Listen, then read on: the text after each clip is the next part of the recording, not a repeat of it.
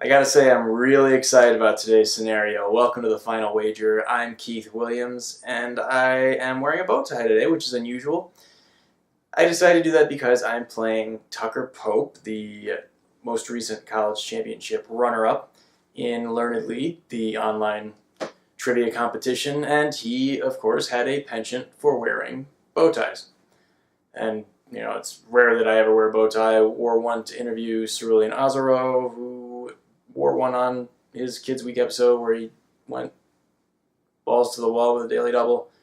I still haven't published that. The audio is just terrible quality, but that's my own fault.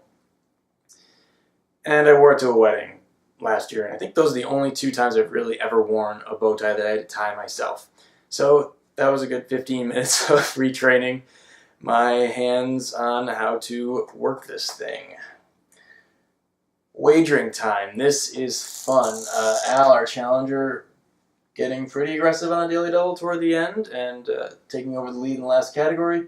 He's got 20 grand even. Jacqueline, our returning champion, 16-6, and Laura, still alive, 5,400. You'll see the difference between Jacqueline and Al is 3,400, so she is still in it. She has more than that.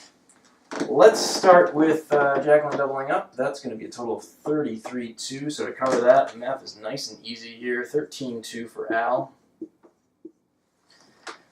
If he's wrong with that wager, he's going to be left with 6,800, so we'll see that Laura has to get it right. She might as well wager everything. And Jacqueline stayed above 6,800. That's going to be up to 9,800. Now, what happens if Laura doubles up, because she's going to wager everything, I hope. 5,400 double is 10,800. So that means that to stay above that, Jacqueline can wager up to 5,800.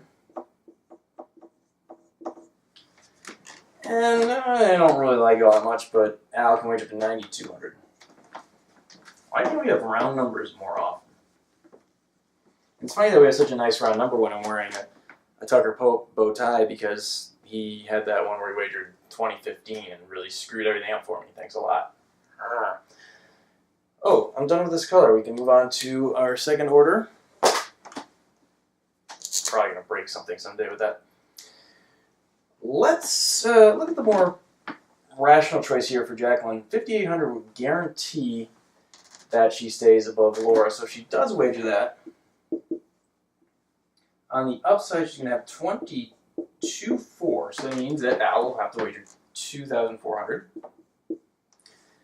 And if Al is wrong with that total, he is going to be left with 17.6. That means that Jacqueline would have to wager a minimum of 1,000.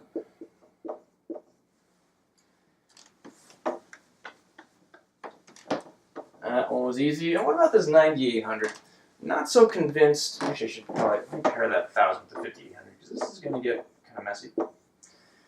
This 9,800, I'm not really sold on it. It is possible, but whether it's a good wager is up for debate. 26.4. So that's be 6,400. And if he's wrong with that wager, Al will be left with 13.6. Which means that Jacqueline could wager up to 3,000. And I'm going to move this 1,000 down, because that is the tightest range it can make. And switch these places. 6,400 should be matched with 9,200, and 2,400. I'll just hang out for now. Now we go on to zero cover wagers. Really good thing Laura's not in this, or else this would be just a mess. As I mentioned earlier, Jacqueline and Al are separated by 3,400. So if Jacqueline wants to cover a zero wager by Al, she should wager at least that. And if Al wants to stay above Jacqueline so as to force her to get it right, he should wager at most 3,400. That'll pair nicely with this 2,400. And the last thing we can look at here is if Al does wager this 3,400, this is the Colby-esque or unsave or brackage-esque wager. I have so many names for it now.